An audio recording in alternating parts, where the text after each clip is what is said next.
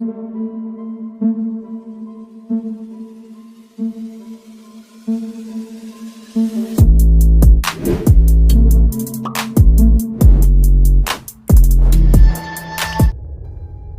दोस्तों, scary story official में आप सबका स्वागत है।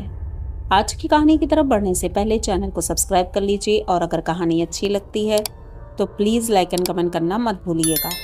दोस्तों, आज की कहानी बहुत ही ज़्यादा डरावनी है और डरावनी के साथ साथ आप कहानी में बने रहिएगा, क्योंकि कहानी किस मोड़ पर क्या रंग लाएगी ये आपको पूरी कहानी सुनने के बाद ही पता चलेगा। पिछली कहानियों में इतना अच्छा रिस्पॉन्स नहीं है, तो प्लीज़ कहानियों को अच्छे से सुनिए और तभी डिसाइड करिए कि कहानी कैसी है। मैं अपनी तरफ से 100% देती हूँ, लेकिन अगर कोई कमी रह जाती है तो प्लीज़ आप लोग कमेंट करके ज़रूर बताइए कि कहानी में क्या कमी है। तो देर नहीं करेंगे, अब कहानी की तरफ बढ़ेंगे। कहानी है 4 दोस्तों की, नितिन, सौरभ, आदित्य और स्नेहा। ये चारों दोस्त हैं और एक ही कंपनी में जॉब करते हैं। बहुत दिनों से प्लान था इनका कि कहीं घूमने जाएंगे, लेकिन घूमने का कोई प्लान बन नहीं पा रहा था। फाइनली इनको 4-5 दिन की छुट्टी मिलती है और इन लोगों ने सोचा कि अब तो कहीं घूमने जाएंगे ही। तो इन्होंने सोचा क्यों ना हम देहरादून चलते हैं, वहाँ मसूरी है, शिमला है, सब जगह घूम कर आएंगे। पर ऐसे नहीं, बाइक से जाएंगे। तो स्नेहा कहती है बाइक से मज़ा तो बहुत आएगा, लेकिन पता नहीं वहाँ का वेदर कैसा है, क्योंकि नवंबर का समय था। उस समय वहाँ पर कहते हैं कि बर्फ़ भी गिरती है। तो इन लोगों ने कुछ पता नहीं किया था और बस बैग पैक किया और घर से निकल पड़े। इन्होंने फ़्लाइट ली और देहरादून एयरपोर्ट पहुँच गए। वहाँ से इन्होंने डिसाइड किया कि पहले तो कोई होटल लेते हैं, फ्रेश होते हैं, उसके बाद ही बाइक लेंगे और निकल पड़ेंगे। ऐसा ही इन्होंने किया। होटल मिल गया अच्छा सा, अच्छे से ये लोग फ्रेश हुए। स्नेहा आदित्य की गर्लफ्रेंड थी, तो आदित्य के साथ ही उसने रूम शेयर किया था और इन दोनों ने अपने एक साथ रहे थे दोनों लोग। तो चारों लोग बहुत खुश थे और सोच रहे थे खूब अच्छे से एंजॉय करेंगे। सुबह होती है और सुबह ये लोग खाना वाना खा करके अब निकल पड़ते हैं बाइक के लिए। बाइक भी मिल गई थी, 2 बाइकें ले ली। चल पड़ते हैं अपने सफ़र की ओर। इन्होंने सोचा था पहले मसूरी चलेंगे, उसके बाद शिमला चलेंगे। तो बाइक से ही ये लोग चल रहे थे। पूरा दिन ये लोगों ने ड्राइव किया। रास्ते में कई जगह लोगों ने रुक करके वहाँ की चीज़ें एक्सप्लोर की और उसके बाद खाना वाना खा करके शाम के लगभग 5 बजे ये मसूरी पहुँचे और वहाँ पर ये लोग सोच रहे थे किसी होटल में स्टे कर लेंगे, लेकिन कोई अच्छा होटल नहीं मिल रहा था। तो इन्होंने देखा एक धर्मशाला है, उस धर्मशाला में इन्होंने एक रूम लिया। उसी रूम में चारों लोग रहे और सोचा कि 1-2 घंटे थोड़ा सा रुकेंगे, उसके बाद रात में घूमने चलेंगे, क्योंकि रात में और भी मज़ा आता है। यहाँ की लाइटिंग, पहाड़ों से नीचे देखना बहुत ही ज़्यादा खूबसूरत लगता है। ऐसा ही किया इन्होंने। 9 बज गया था और खाना वाना खा करके होटल से निकलते हैं, बाइक में बैठते हैं और चल देते हैं। स्नेहा और आदित्य आगे आगे थे और नितिन और सौरभ पीछे पीछे थे। तभी नितिन बोलता है कि मुझे पता नहीं क्यों कुछ प्रॉब्लम हो रही है। ये लोग मसूरी से थोड़ा आगे निकल गए थे और उसे सांस लेने में प्रॉब्लम हो रही थी, क्योंकि शायद उसे कुछ ऐसी प्रॉब्लम भी थी। और ठंड का मौसम तो बहुत ज़्यादा था, जैकेट वगैरह ले रखी थी, लेकिन फिर भी बाइक चलाने में ठंड लगती है और बर्फ़ भी हल्की हल्की गिर रही थी। तो स्नेहा को भी ठंड लग रही थी। स्नेहा ने आदित्य से बोला क्यों ना हम वापस चलते हैं। आदित्य कहता है अभी तो मज़ा आना शुरू हुआ है और तुम बोल रही हो कि अभी वापस चलते हैं। तभी पीछे से नितिन भी बोलता है कि मुझे भी लगता है कि हमें वापस जाना चाहिए। आदित्य कहता है ठीक है, आगे चलते हैं, आगे देखते हैं, कोई ढाबा होगा या कोई टी शॉप होगा तो वहाँ पर चाय पीते हैं, उसके बाद डिसाइड करेंगे। तो अब आदित्य और स्नेहा तो आगे आगे निकल गए, लेकिन नितिन और सौरभ की तबीयत भी अब कुछ ठीक नहीं लग रही थी। तो इनकी बाइक थोड़ा स्लो हो गई और ये लोग काफ़ी पीछे हो गए थे। दूर दूर तक कोई भी नहीं दिख रहा था। रात के लगभग 10:30-11 बज चुके थे। अब इतना सन्नाटा था कि दूर दूर तक कोई नहीं दिख रहा था। सिर्फ पहाड़ दिख रहे थे, पेड़ दिख रहे थे, और इतने सन्नाटे में कोई सौंप तो क्या, कोई एक परिंदा तक नहीं दिख रहा था। ये लोग अपनी बाइक धीरे धीरे चला रहे थे। उधर आदित्य और स्नेहा आगे निकल गए थे काफ़ी। तभी इन्होंने देखा कि रोड के किनारे एक आदमी बैठा है, जो कि उसने कंबल ओढ़ रखा है। तो नितिन कहता है कि चलो इनसे पूछते हैं, यहाँ पर कोई शॉप है क्या, मतलब कोई गांव है क्या, कुछ है क्या, क्योंकि यहाँ तो अनजान जगह है, कुछ पता भी नहीं है, तो इनसे पूछ लेते हैं। सौरभ ने गाड़ी रोकी और नितिन नीचे उतरता है। नितिन उनसे पूछता है कि बाबा यहाँ पर कोई गांव है, कोई शॉप है, तो वो कुछ बोलते नहीं हैं। अब ये काफ़ी देर खड़ा रहता है, तो उसके बाद वो कहते हैं, बेटा भूख लगी है, खाना खिलाओगे?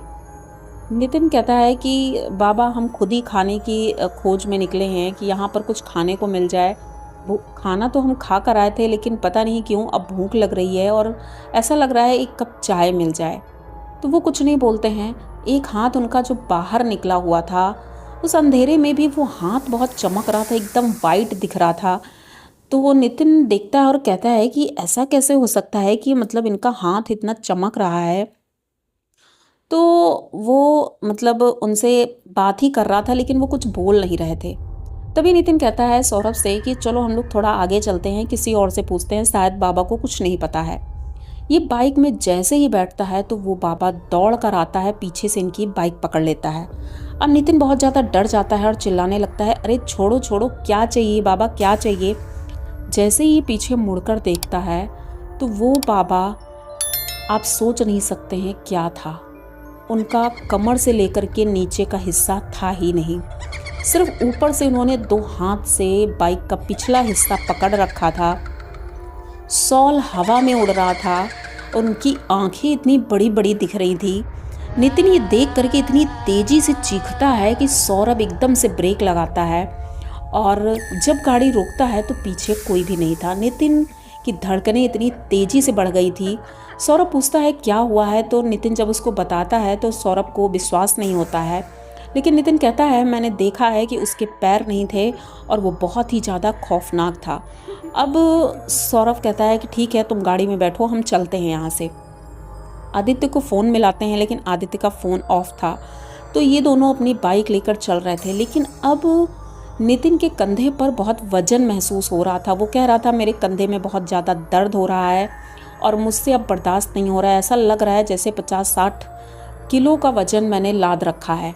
सौरभ कहता है हो सकता है तुम्हारी तबीयत ठीक नहीं है, इस वजह से ऐसा लग रहा है। अब ये लोग फाइनली आदित्य के पास पहुंच जाते हैं।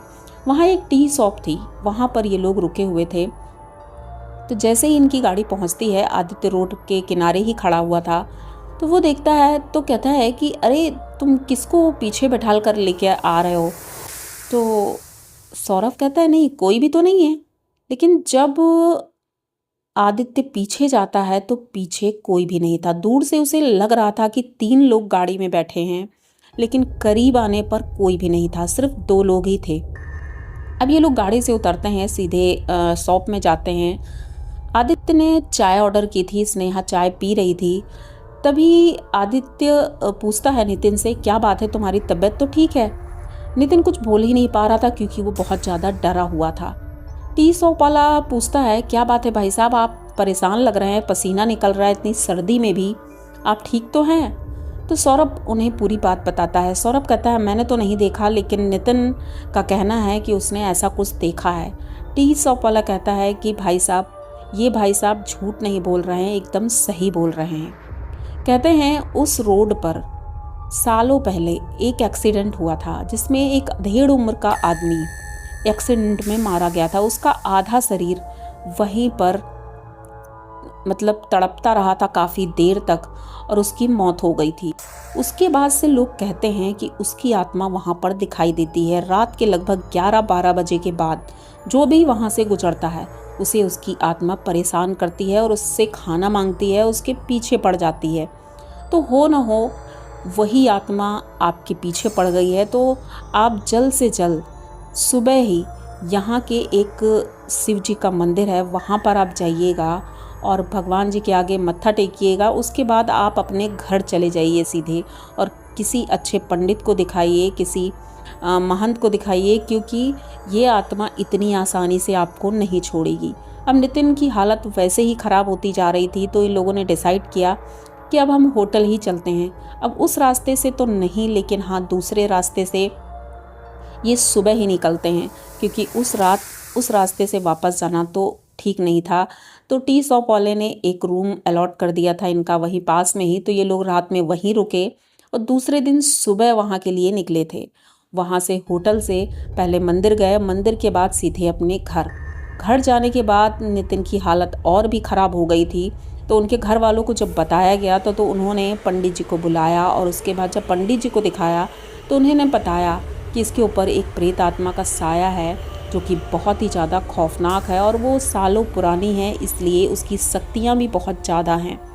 पंडित जी ने अपने माध्यम से पूजा अर्चना शुरू की और उसके बाद लगभग 1 साल लग गया था नितिन को ठीक होने में।